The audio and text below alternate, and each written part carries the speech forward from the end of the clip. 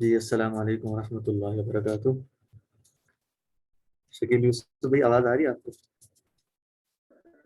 جی بھائی بالکل آ رہی ہے، وعلیکم السلام۔ ٹھیک ہے، ایک منٹ میں اسکرین شیئر کر دوں۔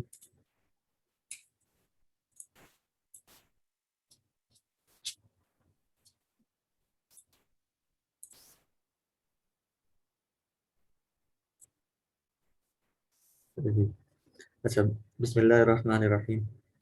آج کا جو عنوان ہے، امید ہے آپ تک پہنچ گیا ہوگا۔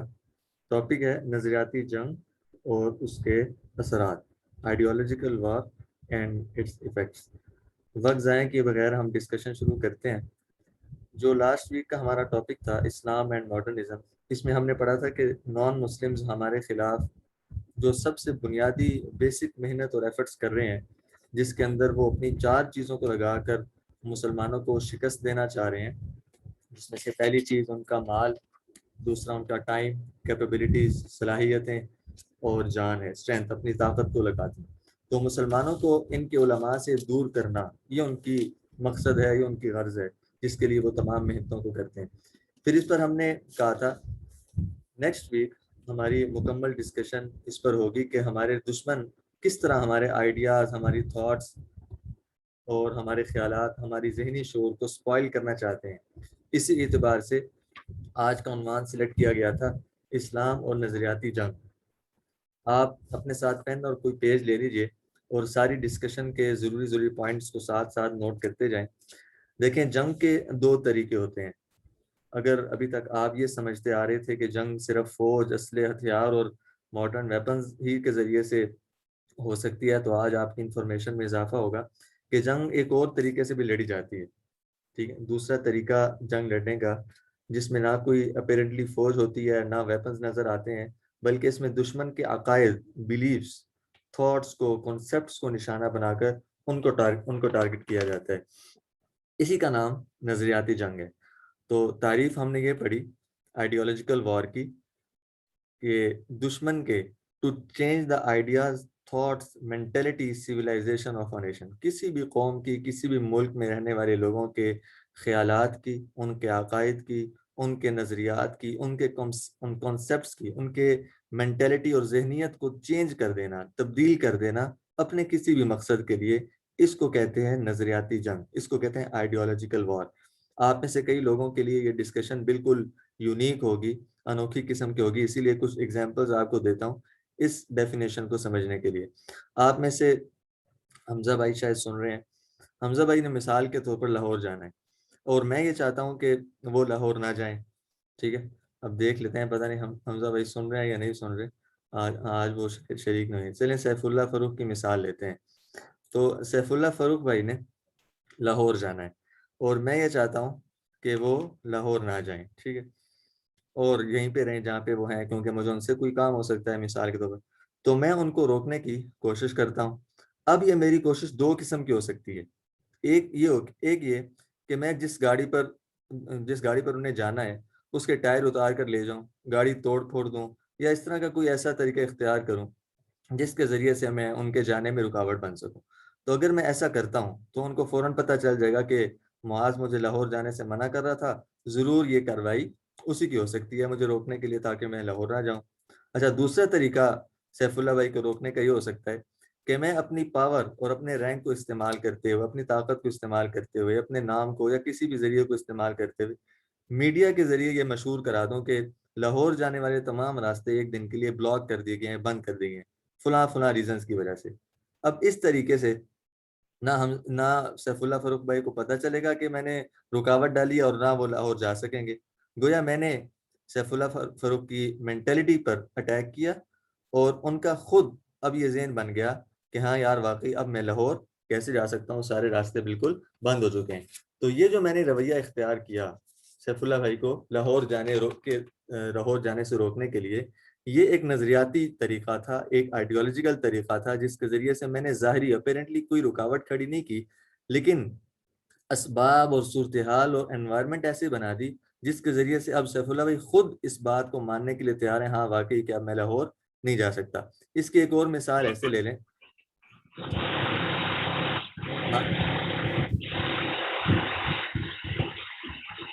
جی ہاں، مائک آن ہے آپ میں سے کسی کا، اس کو بند کر لیجئے. جی ہاں، اس کی ایک اور مثال لے لیتے ہیں. ایک فوجی ہے، جنگ کے دوران دشمن سے بچنے کے لیے وہ جھاڑیوں میں چھپا ہوا تھا. اس کو اس دوران ایک کانٹے دار جھاڑی نے نا زور سے ہاتھ پر چبھ گئی، زور سے، اور کچھ خون بھی بہنے لگ گیا. وہ فوراً ایک مسکراہٹ چہرے پر لایا، کمر پر لٹکے ہوئے سولجر بیگ جو ہوتے ہیں اس میں سے چینی کا ایک چھوٹا سا پیکٹ نکالا اور اس کو اسی جھاڑی کی جڑ میں ڈال دیا جس کی وجہ سے اس کے ہاتھ پر چبھن ہوئی تھی یا جس کی وجہ سے خون نکلا تھا، اور آگے چل پڑا. شاید آپ میں سے کچھ لوگ اس مثال کو ابھی تک سمجھ گئے ہوں، اگر نہیں تو واضح کر دیتا ہوں کہ ظاہر ہے جب اس چینی کی خوشبو چونٹیاں اور کیڑے مکوڑے سونگیں گے تو کھانے کے لیے آئیں گے، اور ساری چونٹیوں کا سارا زور اس جھاڑی کی جڑ پر پڑے گا اور وہ جھاڑی کمزور اور کھوکھلی ہو جائے گی. اب ایک طریقہ یہ تھا کہ وہ فوجی اس جھاڑی کو کاٹ دیتا، مگر اس نے اپیرنٹلی ایک اچھائی ظاہر کی، گویا کہ وہ چینی ڈال رہا ہے اور چینی کے ذریعے، ظاہر ہے میٹھی چیز ہے، وہ جڑ کے اندر جس کی وجہ سے اس کو چبھن ہوئی اس کے اندر ایک میٹھی چیز ڈال رہا ہے، تو ظاہراً ایسے لگتا ہے کہ یہ بڑا اچھا کام کر رہا ہے اور اس نے اس جھاڑی کے بدلے میں بڑا پازیٹیو رویہ اختیار کیا. اور مقصد اس کا کیا ہے اس چینی کے ڈالنے سے؟ اس جھاڑی سے بدلہ لینا. گویا کہ اب جتنی بھی چونٹیاں آئیں گی وہ اس چینی کو کھانے کے لیے آئیں گی اور اس کی وجہ سے اس جھاڑی کی جو جڑ ہے وہ کمزور ہو جائے گی اور یہ ایک دن ڈیڈ ہو جائے گا. اگر آپ کوئی حقیقی مثال کی توقع کریں تو اس کی بھی مثال لے لیتے ہیں. مشہور اور معروف مثال ہے سود کی، یعنی انٹرسٹ، جو کہ بالکل حرام ہے اور ہم الحمدللہ ہمارے اس بات پر یقین ہے. اب نان مسلم 100% اس بات پر یقین رکھتے ہیں کہ اگر مسلمان اپنی اکانومی کو بغیر انٹرسٹ کے چلائیں گے، بغیر سود کے چلائیں گے، تو ان کا اکانومی سسٹم، ان کا اقتصادی نظام بہت مضبوط اور اچھا ہو جائے گا. اس لیے بجائے اس کے کہ وہ ہمارے ساتھ جنگ کریں اور بالکل منع کر دیں کہ نہیں بھائی تم مسلمان ہو، بے شک تمہارا مذہب تمہیں سود اور انٹرسٹ سے منع کرتا ہو، لیکن تم کیونکہ اس دنیا میں رہتے ہو اور اس دنیا کے اندر مسلمان اور غیر مسلم دونوں قومیں آباد ہیں، اس لیے تمہیں اپنی معیشت اور اکانومی کو سود کے ساتھ ہی چلانا پڑے گا. یا تو وہ یہ کرتے، لیکن ظاہر ہے کہ کسی بھی انسان کو کسی دوسرے انسان کے اوپر دین یا مذہب کے اعتبار سے کوئی فوقیت یا طاقت حاصل نہیں ہے. تو اب ان نے کیا کیا؟ اب ہمارا مسئلہ یہ ہے کہ ہمارا سارا اکانومی سسٹم اسلامک بیسس کے بجائے، قرآن اور حدیث کے بتائے گئے طریقوں کے بجائے مغرب سے آئے ہوئے سسٹم پر قائم ہے. یہ انہوں نے نظریہ، یہ انہوں نے آئیڈیولوجیکل وار ہمارے ساتھ کھیلی کہ بجائے اس کے کہ ہمیں اپیرنٹلی بالکل روک دیتے سود اور انٹرسٹ سے، ہمارا سسٹم ہی تبدیل کر دیا، ہمیں اپنا محتاج بنا دیا اکانومی سسٹم کے اندر، جس کی وجہ سے اگر آج ہم چاہیں بھی تو بغیر سود کے ایز اے ہول میں بات کر رہا ہوں، اجتماعی اعتبار سے میں بات کر رہا ہوں، ہم اکانومی کو بغیر انٹرسٹ کے نہیں چلا سکتے. ہاں اگر کوئی اکیلا بندہ اپنے کسی بزنس اور کاروبار میں، اپنی دکان یا شاپ میں سود سے رک سکتا ہے تو وہ بالکل رک سکتا ہے، لیکن اگر ملک کی بات کی جائے، ایز اے نیشن بات کی جائے یا دنیا کو سامنے رکھ کر بات کی جائے، تو بے شک کسی کا مذہب اس کو انٹرسٹ سے روکتا ہو تو وہ اب محتاج ہو چکا ہے ایسے نظام اور سسٹم کا جس کے اندر انٹرسٹ لینا یا سود لینا اور دینا بالکل ایک کامن سی بات بن گئی ہے. تو گویا مغرب، ویسٹرن پیپل نے ہمارے ساتھ یہ گیم کھیلی، اور یہ ایک حقیقی اور بالکل ظاہری مثال ہے جس کو ہم آئیڈیولوجیکل وار سمجھنے کے لیے آسانی کے ساتھ سمجھ سکتے ہیں. تو یہ ایک حقیقی اگزامپل ہے آئیڈیولوجیکل وار کی. اچھا، دوسری ہیڈنگ دے جائیں. یہ تو ہم نے یہاں تک پڑھ لیا کہ تعریف کیا ہے، نظریاتی جنگ کی تعریف کیا ہے. تو ہم نے یہ سمجھ لیا کہ نظریاتی جنگ سے مراد کسی بھی دشمن، جنگ ظاہری بات ہے دشمن سے ہوگی، تو اپنے دشمن اور اپنے اینیمی کے خیالات کو، ان کے کنسیپٹس کو، ان کی تھاٹس کو، ان کی ذہنیت کو، ان کی مینٹیلٹی کو بالکل چینج اور تبدیل کر دینا. اور تبدیل کر دینا کس مقصد کے لیے؟ کئی مقاصد ہو سکتے ہیں، اس کو بھی ہم ابھی انشاءاللہ اسی ڈسکشن کے دوران طے کریں گے. تو دوسری ہیڈنگ آپ دے رہے ہیں اپنے پاس، یہ جنگ لڑتا کون ہے؟ پہلے ہم نے پڑھا کہ نظریاتی جنگ ہوتی ہے. دوسری ہیڈنگ یہ ہے کہ یہ جنگ، نظریاتی جنگ، آئیڈیولوجیکل وار کے اندر اپنا کون لوگ ہیں جو اس کے اندر اپنا کردار ادا کرتے ہیں؟ جواب یہ ہے کہ ہر قوم، ہر ملک والے نظریاتی جنگ لڑتے ہیں. فرق صرف اتنا ہے کہ بہت کم کوئی اس بات کو جان سکتا ہے، محسوس کر سکتا ہے کہ ہمارے خلاف جنگ لڑی جا رہی ہے. نظریاتی جنگ محسوس نہیں، ظاہری طور پر اس کا اندازہ نہیں لگایا جا سکتا، جیسے عام طور پر میدانوں کے اندر جنگ ہوتی ہے یا اٹامک بمز کی جنگ ہوتی ہے یا ویپنز کے ذریعے یا سولجر فوجیوں کے ذریعے سے جنگ ہوتی ہے، اس کو دیکھا جا سکتا ہے، اس کے لیے تیاری کی جا سکتی ہے. لیکن نظریاتی جنگ ایک ایسی چھپی ہوئی اور خیالاتی جنگ ہے جس کا اندازہ لگا لینا ہی اس کا علاج ہے، اور اس سے انسان بچ بھی سکتا ہے اور اس کا کاؤنٹر اٹیک بھی کر سکتا ہے. لیکن ضروری کیا ہے کہ اس کا اندازہ ہو جائے، محسوس ہونے لگ جائے کہ ہمارے خلاف ہمارا دشمن یا اینیمی ہمارے ساتھ ہمارے خیالات اور ہمارے کنسیپٹس کو تبدیل کر رہا ہے، اور ہم نے اس کے لیے اپنے آپ کو محفوظ بھی رکھنا ہے اور اس کے بدلے میں اپنے اینیمی پر اٹیک بھی کرنا ہے. تو یہ فرق ہے اس نظریاتی جنگ، آئیڈیولوجیکل وار، اور دوسری میدانی جنگ کے اندر. اچھا، تو یہ ہر قوم لڑتی ہے، ہر ملک والے لڑتے ہیں. کس لیے لڑتے ہیں یہ اگلی ہیڈنگ میں آئے گا. تو تیسری ہیڈنگ ہے نظریاتی جنگ کیوں لڑی جاتی ہے. ٹھیک ہے، تو دوسروں پر غلبہ پانے کے لیے، ڈومینیٹ ہونے کے لیے، یا پھر اپنے ملک یا قوم کا دفاع کرنے کے لیے، دوسروں کو اپنا غلام بنانے کے لیے، اپنا محتاج. خلاصہ یہ کہ دوسروں کو ذہنی اور شعوری طور پر مینٹلٹی کے اعتبار سے دوسرے قوموں کو، دوسرے ملک میں رہنے والوں کو مردہ کر کے، یعنی ان کے خیالات کے اوپر ایسی طاقت اور قوت حاصل کرنا، ان کے کنسیپٹس کو ایسا تبدیل اور چینج کرنا، ان کی ذہنیت کے اوپر ایسا غلبہ حاصل کرنا، ایسے ڈومینیٹ ہونا کہ اب ان کو اپنے سانچے میں ڈھالنے کے لیے ہم اس اعتبار سے ہم اتنی محنت کر لیں کہ کسی بھی قوم کو، کسی بھی ملک میں رہنے والے کو اپنے سانچے میں ڈھال لیں، اپنے کلچر میں ڈھال لیں، اپنے خیالات کے مطابق کسی دوسرے لوگوں کو ڈھال لینا، ان کو مولڈ کر لینا، ان کے کنسیپٹس کو مولڈ اور چینج کر لینا. یہ اس مقصد کے لیے یہ نظریاتی جنگ لڑی جاتی ہے. اب ایک کنسیپچول بات سن لیجئے. دیکھیں، ہم نے پڑھا تھا فطرت کے بارے میں، کامیابی کے اصولوں کے بارے میں ہم نے پڑھا تھا پچھلی لیکچرز میں، بلکہ شروع کے لیکچرز میں ہم نے یہ بات پڑھی تھی جس میں ہماری کلاسز رمضان میں کنڈکٹ ہو رہی تھی. تو درمیان میں ہم نے ایک تعریف کی تھی، اور وہ یہ تھی، ہم نے اس کنسیپٹ کو کلیئر کیا تھا کہ انسان تمام تر کامیابیوں کو اسلام کے مطابق چل کر حاصل کر سکتا ہے. کوئی بھی انسان تمام تر کامیابیوں میں ہم نے دو باتیں پڑھی تھیں، دین کی بھی کامیابی اور دنیا کی بھی کامیابی. ہم سکسیس کس کو کہتے ہیں، کامیابی کس کو کہتے ہیں، کامیاب کیسے ہو سکتے ہیں، یہ تمام باتیں الحمدللہ پڑھ چکے ہیں. تو ہم نے یہ پڑھا کہ انسان تمام تر کامیابیوں کو اسلام کے مطابق چل کر حاصل کر سکتا ہے. اب ایک بات یہ بھی بتا دوں کہ جو بھی ہماری یہ کلاسز ہیں، دراصل یہ ایک مکمل سلیبس ہے، اور سلیبس آپ کو معلوم ہے کہ سٹیپ بائی سٹیپ کور کیا جاتا ہے. ٹھیک ہے، اور سلیبس کو آرگنائز بھی ایک پیٹرن سے کیا جاتا ہے.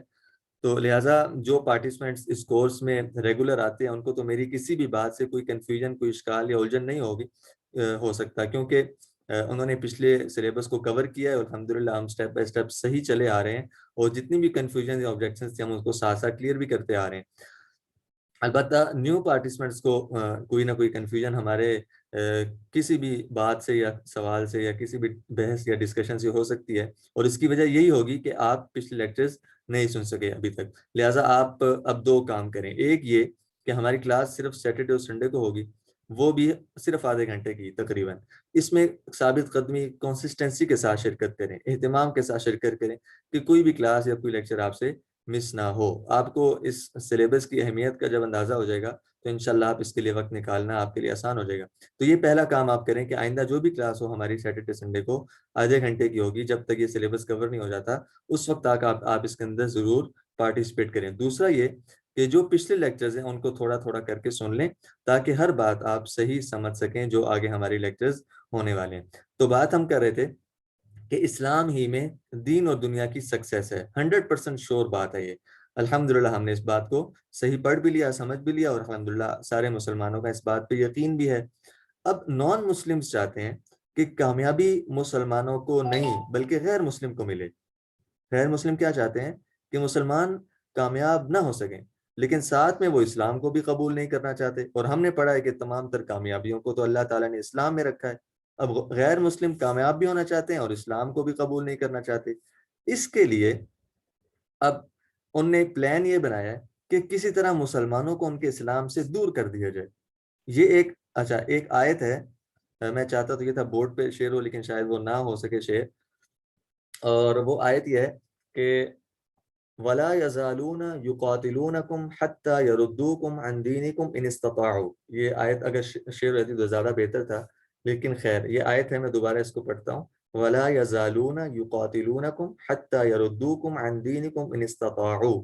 اس آیت کے اندر اللہ تعالیٰ فرما رہے ہیں کفار جو غیر مسلم ہیں، نان مسلمز، ان کا مقصد کیا ہے. ابھی ہم نے جیسے پڑھا نا کہ وہ اپنی محنتوں کو لگا رہے ہیں مسلمانوں کو اسلام سے دور کرنے کے لیے. اس آیت کے اندر یہی کنسیپٹ اللہ تعالیٰ ہمیں بھی سمجھانا چاہ رہے ہیں کہ کافر لوگ مسلسل آپ کے ساتھ لڑتے رہیں گے یہاں تک کہ آپ کو آپ کے دین سے، یعنی مسلمانوں کو ان کے دین سے ہٹا نہ دیں، یا ان کو اسلام سے ہٹا کر کفر کے اندر داخل نہ کر دیں. یہ نان مسلمز کی محنت کی بنیاد اور بیسکس ہیں. وہ یہ چاہتے ہیں. اچھا وہ یہ چاہتے کیوں ہیں؟ ابھی ہم نے پڑھا وہ اس لیے چاہتے ہیں کیونکہ انہیں اس بات پہ یقین ہے کہ اسلام کے اندر 100% سکسیس اور کامیابی ہے، دین کی بھی، دنیا کی بھی، زندگی میں بھی اور مرنے کے بعد بھی. اور وہ یہ نہیں چاہتے کہ مسلمان کامیاب ہوں، وہ تو چاہتے ہیں کہ وہ خود کامیاب ہوں، لیکن اسلام کو بھی نہیں لانا چاہتے. اس لیے وہ محنت کرتے ہیں مسلمانوں کو اسلام سے دور کرنے کے لیے. تو رزلٹ یہ نکلا. اچھا کیونکہ ہمارا ٹاپک مسلمانوں کے خلاف جاری نظریاتی جنگ ہے، اور عموماً ہم ایز اے ہول اس کو ہم نہیں لے رہے، صرف مسلمانوں کے خلاف جو نظریاتی جنگ کھیلی جا رہی ہے اس کے بارے میں ہم یہ ڈسکشن کر رہے ہیں. اس لیے ہم اس ڈسکشن کو اسی حوالے سے موڈ کریں گے، اسی حوالے سے ہم اس کو لے کر چلیں گے. تو نتیجہ یہ نکلا کہ ہمارے دشمن یا غیر مسلم لوگ، یہاں آپ ایک آبجیکشن کر سکتے ہیں کہ میں نان مسلمز کو دشمن کیوں کہہ رہا ہوں، حالانکہ وہ تو ہمارے جیسے انسان ہیں، یا پھر ہمیں ان تک اسلام کی دعوت پہنچانی چاہیے. تو جواب یہی ہے کہ ان باتوں کو ہمارے ریگولر پارٹیسپینٹ اچھی طرح پڑھ چکے ہیں. تو اسی کو ریوائز کریں یا ریکال کر لیں اور جواب آپ کو مل جائے گا. یا اگر آپ نے پریویس لیکچر نہیں سنے تو ان کو سن لیں، تاکہ یہ کنفیوژنز جو ہمارے موجودہ لیکچر میں نکل رہی ہیں وہ ساتھ ساتھ سالو ہوتی جائیں. تو غیر مسلم لوگ مسلمانوں کو ان کے اسلام سے دور کرنے کے لیے نظریاتی جنگ، آئیڈیولوجیکل وار کو اختیار کر چکے ہیں. بات یہ کہ اس دنیا کو جب سے اللہ تعالیٰ نے بنایا ہے، دو پاورز اور دو قوتوں کو اللہ تعالیٰ نے وجود دیا ہے. جب سے اللہ تعالیٰ نے اس کائنات کو بنایا، دو طاقتیں اللہ تعالیٰ نے اس کائنات میں بنائی ہیں. ایک حق کی پاور اور ایک باطل کی طاقت، یا ایک سچائی کی پاور اور ایک جھوٹ کی پاور. یا اس کو اور آسان کر لیتے ہیں، ہم اپنے ٹاپک کے لحاظ سے اس کو مولڈ کرتے ہیں. ایک اسلام کی طاقت اور دوسری کفر کی طاقت. یا آپ بورڈ پہ دیکھیں، ایک حق کی طاقت، ایک باطل کی طاقت. حق کو ہم اسلام بھی کہہ سکتے ہیں، سچائی بھی کہہ سکتے ہیں. باطل کو ہم جھوٹ بھی کہہ سکتے ہیں اور کفر بھی کہہ سکتے ہیں. اچھا ایک بات یہ بھی سمجھ لیں کہ جب ہم یہ کہتے ہیں کہ کفر کی طاقت، تو اس سے مراد مسلمانوں کے علاوہ تمام مذاہب، تمام ادیان، تمام ریلیجنز کے لوگ شامل ہو جاتے ہیں، ایکسپٹ اسلام. اسلام کے علاوہ، مسلمانوں کے علاوہ جب ہم یہ کہتے ہیں کہ کفر کی طاقت، باطل کی طاقت، تو اس کے اندر تمام مذاہب جو اسلام کے علاوہ ہیں، یا تمام وہ لوگ جو مسلمانوں کے علاوہ ہیں، تمام لوگ اس ہیڈنگ کے اندر داخل ہوتے ہیں. چاہے وہ جیوز ہیں، چاہے وہ کرسچنز ہیں، ہندوز ہیں، ایتھیسٹ ہیں، جو بھی ہیں، سب کفر ہی میں شامل ہیں. تو یہ دو طاقتیں ہیں، ایک مسلمانوں کی طاقت ہے اور ایک اہل کفر کی طاقت ہے. مسلمان حق پر ہیں اور جو کافر لوگ ہیں وہ باطل پر ہیں. اس میں تو کوئی شک نہیں ہے کہ حق کی طاقت، اسلام اور سچائی کی پاور ہی اصل بھی ہے اور ہمیشہ کے لیے بھی ہے اور غالب بھی ہے. ڈومینیٹ بھی کون سی طاقت اور پاور کرے گی؟ حق کی طاقت ہی اصل میں ڈومینیٹ کرے گی، اور حق کی طاقت ہی ہمیشہ کے لیے غالب رہے گی. اس کائنات کے بنانے والے اللہ تعالیٰ نے اس کنسیپٹ کو ہمارے لیے خود قرآن پاک میں کلیئر کیا ہے کہ جو یہ دیکھیں دونوں طاقتوں کو وجود کس نے دیا؟ اللہ تعالیٰ نے وجود دیا، حق کی طاقت کو بھی، باطل کی طاقت کو بھی. لیکن ساتھ ہی اللہ تعالیٰ نے یہ اصول اور قانون اور رول بھی بنا دیا کہ جو حق کی طاقت ہوگی، اسلام کی اور سچائی کی طاقت ہوگی، وہی ہمیشہ کے لیے ڈومینیٹ کرے گی. جو باطل کی طاقت ہوگی اس کو ایک نہ ایک دن شکست حاصل ہوگی، وہ ایک نہ ایک دن کامیاب نہیں ہو سکے گی، ناکام ضرور ہوگی. تو ایک دن ختم ہو جائے گی، ایک دن وہ ضرور ڈیفیٹ کر دی جائے گی. یہ آیت آپ سکرین پر دیکھیں، قل جاء الحق وزهق الباطل، اس کا ترجمہ ہے آپ کہہ دیجئے کہ حق آ گیا اور باطل مٹ گیا. یہ اللہ تعالیٰ فرما رہے ہیں اپنے نبی صلی اللہ علیہ وسلم سے کہ آپ کہہ دیجئے حق آ گیا اور باطل مٹ گیا. یہ بڑی مشہور اور معروف آیت ہے. اس آیت کو اللہ کے نبی صلی اللہ علیہ وسلم فتح مکہ کا جو مشہور واقعہ ہے اس کے موقع پر جب اللہ کے نبی صلی اللہ علیہ وسلم بیت اللہ کے اندر داخل ہوئے اس وقت اس آیت کو تلاوت فرما رہے تھے. ساتھ آپ صلی اللہ علیہ وسلم کے ہاتھ میں ایک چھڑی تھی جس سے آپ صلی اللہ علیہ وسلم جو بیت اللہ کے اندر بت پڑے ہوئے تھے ان کو توڑ بھی رہے تھے اور نیچے بھی گرا رہے تھے. یہ آیت کیا ہے؟ قل جاء الحق وزهق الباطل. گویا کہ اللہ کے نبی صلی اللہ علیہ وسلم اس آیت کی تلاوت فرما رہے تھے کہ حق آ گیا اور باطل مٹ گیا. ٹھیک ہے، تو اس آیت میں یہی کنسپٹ دیا جا رہا ہے کہ حق انشاءاللہ ایک نہ ایک دن ڈومینیٹ کرے گا. تو جو لوگ حق کے ساتھ ہوں گے وہی غالب ہوں گے، وہی سکسیڈ کریں گے، وہی کامیاب ہوں گے اور وہی ڈومینیٹ کریں گے. غلبہ انہی کے لیے ہوگا، فتح بھی انہی کو ہوگی، کامیابی اور سکسیس بھی مسلمانوں کو یا حق کے ساتھ رہنے والوں کو ہی ہوگی. اور الحمدللہ ہم سب کو اس بات کا مکمل یقین ہے کہ اسلام سچ ہے اور کفر جھوٹ ہے. گویا کہ انشاءاللہ اگر ہم اسلام پر ڈٹے رہے تو ہم ہی غالب ہوں گے، چاہے نان مسلمز ہمیں ڈیفیٹ کرنے کے لیے جو مرضی طریقے اپنا لیں، جو مرضی پلاننگ کر لیں، جو مرضی ان کی محنتیں ہو جائیں ہمارے خلاف، لیکن کامیابی آخر میں کس کو حاصل ہوگی؟ مسلمانوں ہی کو حاصل ہوگی. کیوں؟ اس لیے کیونکہ اللہ تعالیٰ نے اس کنسپٹ کو ہمارے سامنے بالکل واضح فرما دیا کہ حق کے سامنے باطل نہیں ٹھہر سکتا. جیسے ہی حق آئے گا، جیسے اسلام آئے گا، جیسے ہی سچائی آئے گی، جھوٹ، کفر اور باطل مٹ جائے گا، ختم ہو جائے گا، دھندلا ہو جائے گا. اب اگلی ہیڈنگ آپ اپنے پاس یہ دیں، فیلڈز آف آئیڈیالوجیکل وار. ہم نے پہلے کیا پڑھا؟ نظریاتی جنگ کی تعریف پڑھی. پھر ہم نے کہا کہ نظریاتی جنگ کون لڑتے ہیں؟ ہم نے کہا اس میں سے ہر قوم لڑ سکتی ہے، ہر ملک والے لڑ سکتے ہیں، ہر نیشن لڑ سکتی ہے. پھر ہم نے کہا کہ کیوں لڑتے ہیں، اس کا بھی ہم نے یہ کہا کہ کسی بھی اپنے دشمن کے خیالات اور افکار کو اپنے قبضے میں لے آنا، اپنے کنٹرول میں رکھ کر ان سے اپنے کام نکلوانا یا ان کو اپنا محتاج بنا لینا، یا ان کے کنسپٹس اور ان کے کلچر کو، ان کے انوائرمنٹ کو اپنے کلچر، اپنے انوائرمنٹ، اپنی لینگویج، اپنے کنسپٹس کے مطابق مولڈ کر دینا، ڈھال لینا. یہ مقصد ہوتا ہے آئیڈیالوجیکل وار کا، نظریاتی جنگ کا یہ مقصد ہوتا ہے. پھر ہم نے یہ بات پڑھی کہ دو طاقتیں ہیں، ایک حق اور باطل. اب ہم یہ کہہ رہے ہیں کہ فیلڈز آف آئیڈیالوجیکل وار یعنی نان مسلمز کن کن طریقوں کے ذریعے سے مسلمانوں کے خلاف یہ جنگ یعنی نظریاتی جنگ لڑ رہے ہیں یا لڑ سکتے ہیں یا آئندہ لڑیں گے یا لڑتے آئے ہیں. ٹھیک ہے، تو یہ اس ہیڈنگ ہے. وہ کون سے ذریعے ہیں یا وہ کون سے طریقے ہیں جن کے ذریعے سے غیر مسلم یا پھر اہل باطل یا اہل کفر مسلمانوں کو ان کے نظریات، ان کے افکار و خیالات کو بگاڑنے کی، سپوائل کرنے کی کوشش کر رہے ہیں. تو اس میں سب سے پہلا پوائنٹ ہے، اس کو کہتے ہیں اورینٹلزم. استشراق اس کو عربی یا اردو میں کہہ سکتے ہیں، اورینٹلزم. شاید یہ ٹرم آپ کے لیے بالکل نہیں ہو، ORINTLISM، استشراق. آپ نے شاید یہ لفظ سنا ہو مستشرقین میڈیا پہ یا سوشل میڈیا میں، یا جن لوگوں کا کتاب بک ریڈنگ سے تعلق ہے، مطالعہ کرتے ہیں، انہوں نے یہ ضرور سنا ہوگا مستشرقین. یہ اورینٹلزم اسی کی انگلش ٹرانسلیشن ہے. اچھا، اس کو عربی میں یا اردو میں استشراق کہا جا سکتا ہے. اس کی ہم ڈیفینیشن یا تعریف پڑھیں گے تو آپ کے لیے بہت آسان ہو جائے گا. آپ اس کی تعریف کو اسکرین پر بھی دیکھ سکتے ہیں. یہ اہل مغرب کا، ویسٹ کے اندر رہنے والے لوگوں کا. ان کو مغرب کیوں کہتے ہیں؟ کیونکہ جس ممالک کے اندر ایشیا قائم ہے یا پاکستان قائم ہے، اس کے ویسٹ سائڈ پہ یورپ ہے یا ویسٹرن پیپل وہاں پہ سروائیو کرتے ہیں. تو وہاں پر اہل مغرب کا، اس لیے ان کو اہل مغرب کہا جاتا ہے کیونکہ سورج وہاں پر غروب ہوتا ہے، اور مشرق جہاں سے سورج نکلتا ہے، جہاں سے سورج طلوع ہوتا ہے، تو ہمارے ایشیا کی سائڈ سے سورج طلوع ہوتا ہے اور ویسٹ کی سائڈ پر جا کر سورج غروب ہوتا ہے. تو اہل مغرب کا اسلامی مشرقی علوم کو سیکھنا. ٹھیک ہے، یہ ہے تعریف استشراقی. اورینٹلزم کی تعریف یہ ہے، people of the west learn Islamic oriental sciences. Islamic bases کہہ سکتے ہیں، کلچر کہہ سکتے ہیں، لینگویج کہہ سکتے ہیں، اور اسلامی ثقافت کہہ سکتے ہیں. اسلامی میں اس لیے کہہ رہا ہوں کیونکہ اصل میں ہمارا ٹاپک یہی ہے، مسلمانوں کے خلاف نظریاتی جنگ ہمارا ٹاپک یہ ہے. ورنہ اورینٹلزم کے اندر یا استشراق کے اندر مشرق کے اندر جتنے بھی ممالک ہیں یا جتنے بھی مذاہب کے لوگ ہیں، تمام لوگ اس کے اندر شامل ہوتے ہیں. تو تعریف کیا ہوئی اس کی؟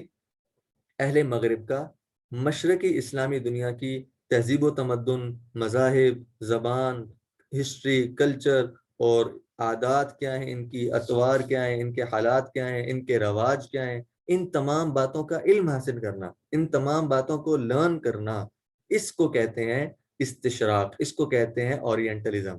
ٹھیک ہے. اچھا ہم پڑھ کیا رہے ہیں؟ ہم یہ پڑھ رہے ہیں کہ غیر مسلم کن کن طریقوں کے ذریعے سے مسلمانوں کے خلاف نظریاتی جنگ لڑتے ہیں. تو اس میں پہلا پوائنٹ ہم نے کیا پڑھا؟ اورینٹلزم، یعنی مغرب کے اندر رہنے والے لوگ، ویسٹ کے اندر رہنے والے لوگ مسلمانوں کی تعلیم کو حاصل کرتے ہیں، قرآن کے علوم کو پڑھتے ہیں. جی ہاں، اگر آپ کو یہ بات شاید تعجب میں ڈالے کہ غیر مسلم لوگ ہمارے قرآن کو پڑھتے ہیں. جی ہاں، وہ ہماری احادیث کو پڑھتے ہیں، ہماری تاریخ کو پڑھتے ہیں، ہمارے کلچر کو پڑھتے ہیں، عربک لینگویج لرن کرتے ہیں. ہمارے سے زیادہ نالج ان کے پاس ہے. بلکہ آپ اگر اپنے حالات حاضرہ پر اگر آپ کی نظر ہے، یا آپ آس پاس لوگوں سے ملتے جلتے رہتے ہیں، تو آپ کو کئی لوگ ایسے ملیں گے جو یورپ میں جا کر اسلامیات کے اندر پی ایچ ڈی کرتے ہیں. جی ہاں، تفسیر کے اندر پی ایچ ڈی کرتے ہیں، حدیث کے اندر پی ایچ ڈی کرتے ہیں، فقہ کے اندر پی ایچ ڈی کرتے ہیں. اور ڈگری کہاں کی ہوتی ہے؟ یورپ کی کسی یونیورسٹی کی ہوتی ہے. اور ان کو پڑھانے والے کون ہوتے ہیں؟ جی ہاں، یہ ہوتے ہیں مستشرقین، جو ہوتے کافر ہیں، نان مسلمز ہیں، لیکن انہوں نے اسلامی علوم کو، اسلامک ٹیچنگز کو، اسلامک سٹڈیز کو، چاہے وہ قرآن ہے، چاہے وہ حدیث ہے، چاہے وہ اسلامک ہسٹری ہے، چاہے وہ فقہ ہے، جو بھی اسلامک علوم ہیں، جو بھی مسلمانوں سے ریلیٹڈ ٹیچنگز یا سٹڈیز ہیں، ان کو انہوں نے بہت اچھے طریقے سے پڑھا ہوتا ہے، اور انہوں نے اس کو حاصل کیا ہوتا ہے. اور حاصل کر کے وہ کس کو پڑھاتے ہیں؟ مسلمانوں کو پڑھاتے ہیں. جی ہاں. اور پھر ہمارے ممالک میں آ کر ایسے لوگ جنہوں نے وہاں سے پڑھا ہوتا ہے، ہمارے ملک میں آ کر اسکالرز بن جاتے ہیں، قرآن پڑھانے والے بن جاتے ہیں، اور حدیث پڑھانے والے بن جاتے ہیں. اور ان کے ٹیچرز کون ہوتے ہیں؟ ان کے اسکالرز کون ہوتے ہیں؟ نان مسلمز ہوتے ہیں، جن کا نام ہم نے کیا دیا؟ مستشرقین دیا. اور اس کے ہیڈنگ کیا ہے؟ اورینٹلزم. اور ان کو شاید غالباً اورینٹلسٹ کہتے ہیں. مستشرق کی انگلش ٹرانسلیشن اس کی یہ ہے. اچھا ایک منٹ. تو یہ ہم نے تعریف پڑھی. ٹھیک ہے. تو مغرب کے اندر جو لوگ، تو میں آپ کو یہ بتا رہا ہوں کہ وہاں پر لوگ ہمارے علوم کو حاصل کر رہے ہیں، سیکھ رہے ہیں. کس لیے؟ اپنے مقاصد کے لیے. پھر وہ قرآن کو سیکھ کر، حدیث کو سیکھ کر، ہمارے علوم کو سیکھ کر ہمارے ہی مذہب کے اندر شکوک و شبہات پیدا کرتے ہیں. یہ ہم کل پڑھیں گے اس کی ڈیٹیل. خیر، بیچ میں بڑی ضروری بات میں کرنا چاہتا ہوں. عام طور پر ہم یہ بات کرتے ہیں کہ جو بھی اچھی بات جہاں سے بھی ملے اسے لے لینا چاہیے، اور بری اور غلط بات جہاں سے بھی ملے اس کو چھوڑ دینا چاہیے. یہ میں ہاں، take what is pure and leave what is filth. تو اچھی بات جہاں سے بھی ملے اس کو لے لیں، اور بری بات جہاں سے بھی ملے اس کو چھوڑ دیں. اس کو عربی میں کہتے ہیں خذ ما صفا ودع ما قضا. تو یہ کنسپٹ ہے تو بڑا اچھا، اپنی جگہ بالکل درست اور صحیح ہے واقعی میں. اور بلکہ حدیث میں بھی آتا ہے حکمت ضالۃ المؤمن. جو حکمت ہے، جو علم کی بات ہے، جو خیر کی بات ہے، جو اچھائی کی بات ہے، وہ مسلمان کی گمی ہوئی چیز ہے. جہاں پر بھی اس کو ملے فوراً اسے حاصل کر لینی چاہیے. تو اب ہمارا یہ کنسپٹ ہے، یہ بات اپنے اعتبار سے بالکل ٹھیک ہے، یہ بات بالکل درست اور صحیح ہے. لیکن ہم اس کو سمجھنے میں ایک بڑی غلط فہمی میں پڑے ہوئے ہیں. یہ بات بہت غور سے سننے کے قابل ہے. اس کی وجہ سے یہ ایک کنسپٹ ہے جو ہم کلیئر کرنا چاہتے ہیں. انشاءاللہ اس کو صحیح سمجھ کر ہم بہت ساری برائیوں اور غلط فہمیوں سے بچ سکتے ہیں. دیکھیں بات یہ کہ اس جملے کے اندر کیا کہا جا رہا ہے کہ جہاں سے بھی اچھائی ملے اس کو لے لو، جہاں سے بھی اچھائی ملے اس کو لے لو، جہاں سے بھی برائی ملے اس کو چھوڑ دو. تو بات یہ کہ اچھائی کو حاصل کرنے اور برائی سے بچنے کے لیے اچھائی اور برائی یا اچھی اور بری بات میں ڈفرنس کرنا بھی آنا چاہیے.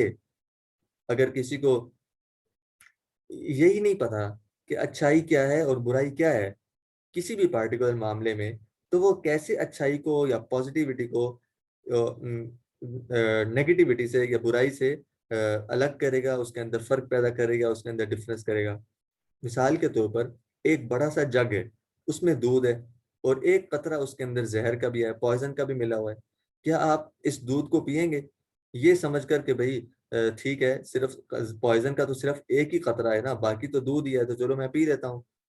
اکثر اور زیادہ مقدار اور کوانٹیٹی تو دودھ کی ہے تو مجھے پینا چاہیے. زہر سے کیا ہوتا ہے؟ وہ تو صرف ایک قطرہ ہے. بالکل نہیں پئیں گے. اچھا، تب نہیں پئیں گے اگر آپ کو پتہ ہے کہ یہ دودھ پوائزن والا ہے. اگر آپ کو پتہ ہی نہیں ہے کہ یہ دودھ پوائزن والا ہے تو آپ دودھ اور پوائزن میں کیسے ڈفرنس کر سکیں گے؟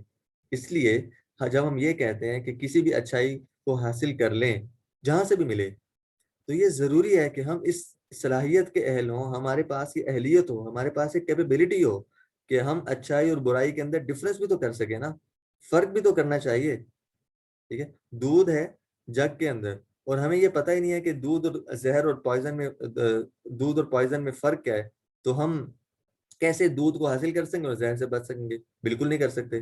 اس لیے بچنا ضروری ہے.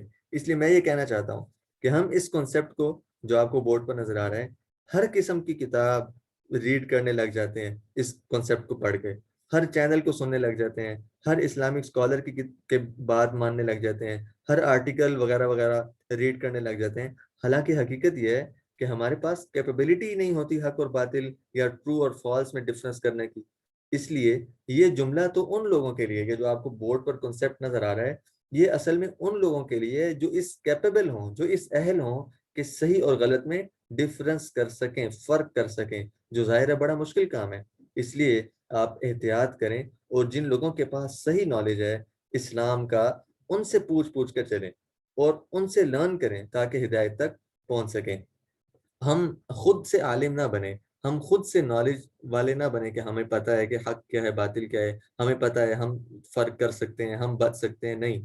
ٹھیک ہے، تو ہر قسم کے آرٹیکل کو، ہر قسم کے اسکالر کو، ہر قسم کی کتاب کو، ہر قسم کے چینل کو پڑھنا نہ شروع کر دیں اس نیت سے، یہ سمجھ کر کہ بھئی اچھی بات جہاں مرضی سے ملے لے لینی چاہیے. بھئی اگر جہاں سے اچھی بات مل رہی ہے، اگر وہیں سے 100 اچھی باتوں کے درمیان اگر ایک برائی بھی ہمیں مل گئی تو بتائیں، ہمارے پاس تو کیپیبلٹی نہیں ہے اچھی اور برائی کے اندر فرق کرنے کے لیے، تو ہم ان 100 اچھی باتوں کو تو حاصل کر لیں گے، لیکن اس ایک برائی، جو ایک غلط بات ہم نے سیکھی یا ایک جو غلط بات ہمیں ایک 100 اچھی باتوں کے درمیان میں حلوہ یا مٹھائی بنا کر دے دی گئی، ہم اس کی وجہ سے بڑے خطرے میں پڑ سکتے ہیں. اور معاملہ کیا ہے؟ معاملہ جنت اور جہنم کا ہے. معاملہ کیا ہے؟ معاملہ حق اور باطل کا ہے. معاملہ کیا ہے؟ کامیابی اور ناکامی کا ہے. ہم اس اتنے بڑے اور اتنے اہم معاملے کے اندر، اتنے اہم کام کے اندر ہم اتنی چھوٹی سی غلطی کر جائیں کہ ہم 100 اچھی باتوں کے درمیان ایک غلط کنسیپٹ لے جائیں، یہ بڑی خطرے کی اور ناکامی کی بات ہے. اس لیے اس بات کو صحیح سمجھ لیں کہ ہم آئندہ، کیونکہ ہمارے ریگولر جو پارٹیسپینٹس ہیں سمجھتے ہیں بات کو کہ ہم پہلے یہ پڑھ چکے ہیں کہ Islamic teaching, compilation of Islamic teaching, یہ ہمارا ٹاپک تھا، بڑی ڈیٹیل سے ہم نے اس کو پڑھا. پھر ہم نے یہ بھی پڑھا کہ ہمیں اسلامی تعلیمات کس سے حاصل کرنی چاہیے، ہمیں صحیح عالم کی پہچان کیسے ہوگی، یہ سارا ہم پڑھ چکے ہیں. اس لیے آپ میں سے اگر کسی کا کوئی لیکچر رہتا ہو تو وہ ضرور کانٹیکٹ کر کے اس کو حاصل کر لیں اور اس کو سن لیں، تاکہ یہ والا جو ہمارا ٹاپک ہے کل انشاءاللہ ہم کوشش کریں گے کمپلیٹ ہو جائے. اصل میں نظریاتی جنگ اور اس کے اثرات یونیک ٹاپک ہے اور بہت ہی اہم ہے، اس وقت کی بہت بڑی ضرورت ہے.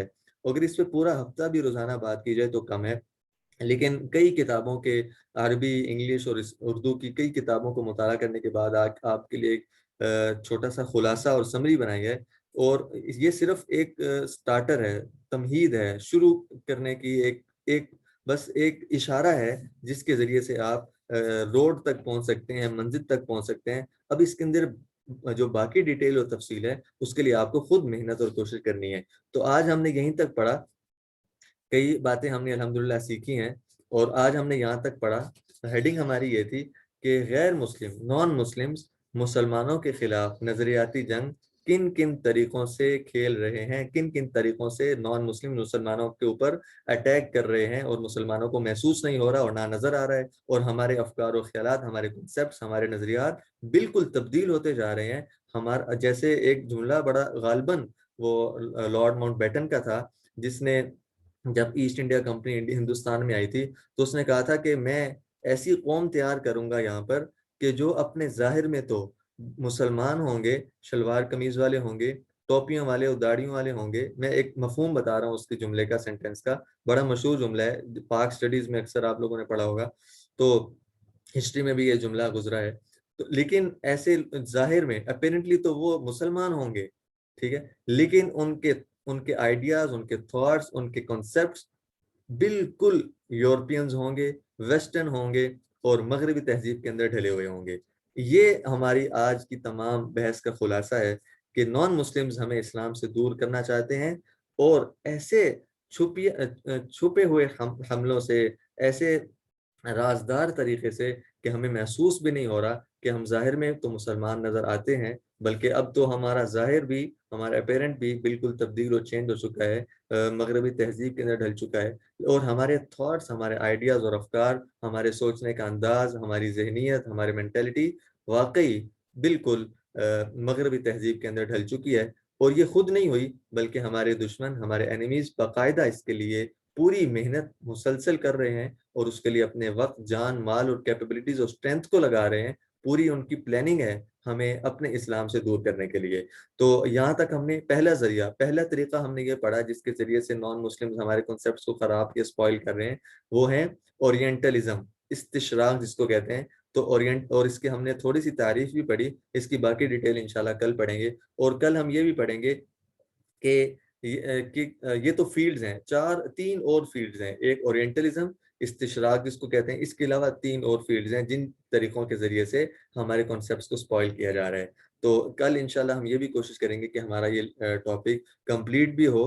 بہت لینتھی اور اہمیت کا حامل یہ ٹاپک ہے، لیکن اس کا ہم نے ایک خلاصہ اور سمری بنائی ہے، اور بالکل سٹارٹر ہے۔ اس کی جو باقی ڈیٹیلز ہیں آپ خود صحیح علماء سے اور قرآن اور حدیث کا علم حاصل کر کے اس کو صحیح صحیح پڑھیں۔ بیچ میں ہم نے ایک کنسیپٹ بھی پڑھا کہ ہم نے ہر اچھائی کو ہر جگہ سے ضرور حاصل کرنا ہے، لیکن علماء سے، صحیح نالج رکھنے والوں سے اور صحیح علم رکھنے والوں سے سیکھ کر، پوچھ کر، ان سے لرن کر کے چلنا ہے۔ اپنی ذہنیت کو نہیں لڑانا، خود عقل مند نہیں بننا، خود عالم نہیں بننا، خود مولوی نہیں بننا۔ جس طرح ہر انسان ڈاکٹر نہیں ہے، ہر انسان انجینئر نہیں ہے، ہر انسان آرمی آفیسر نہیں ہے، ہر انسان اسی طرح عالم بھی نہیں ہے۔